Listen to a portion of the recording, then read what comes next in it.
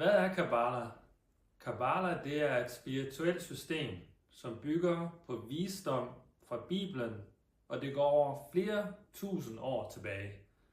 Det har været brugt til at undervise i, hvordan vi bruger spiritualitet.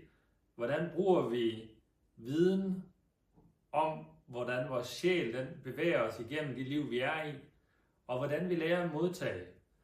Så hvad er det, vi lærer at modtage? Vi lærer at modtage energi. Vi lærer at modtage kærlighed. Vi lærer at modtage alt, hvad vi har brug for i vores spirituelle udvikling. Og Kabbala er et fantastisk system, der viser, hvordan at hele den der proces, den foregår, og hvorfor det altid er perfekt, det som sker lige nu.